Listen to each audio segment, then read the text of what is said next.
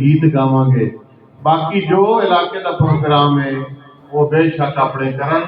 میری نصیحت یہ ہے علماء حضرات اگے بھی بزرگاں دے اگے جڑے بڑے بابے نے انہاں دے اگے بھی جڑے درمیانی عمر دے انہاں دے اگے بھی تے انہاں دیاں ماواں اگے بھی اپیل ہے بھئی اس دیہڑے کم از کم بچیاں نو نہا دھو کے غسل کر کے کوئی بیلی بھی سروں ننگا نہ ہو تے نکلے.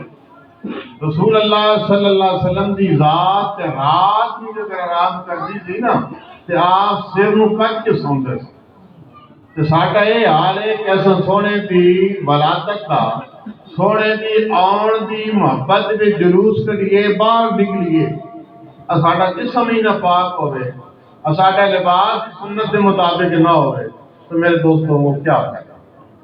عہد کریے کہ اساں اس پروگرام دے اندر انہاں جلوساں دے اندر ایک رواج تک نہ رکھیے. اساں وہ پروگرام کریے تے خالصتاً اللہ اور اس کے رسول صلی اللہ علیہ وآلہ وسلم دے حکم دے مطابق جڑا ہے اپنی زندگی سونا لباس پاؤ, سونیاں دستاراں بنو, سونے جبے پاؤ, سونیاں سواریاں تے چڑھو. ہن تے گھوڑیاں دا رواج رہ گیا. انہاں دے چڑھ کے محبت کا اظہار کرو, درود پاک پڑھو. جڑا بندہ پڑھیا ہوا ہے جڑا نہیں پڑھے گا وہ جتنا اس کو آتا صلی اللہ علیہ وسلم بھی پڑھتا رہے کام بھی ٹھیک ہے, یا رسول اللہ بھی صرف آگتا رہے پھر بھی ٹھیک ہے.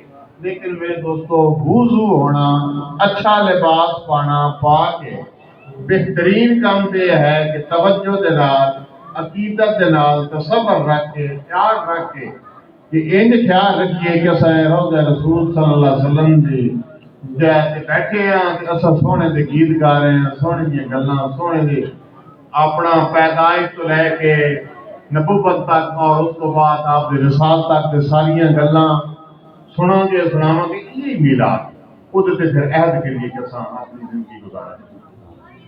دوسری خوشی ایک تے میلاد شریف کی خوشی کا پروگرام ہے, اختتام میں پہنچ گیا ہے.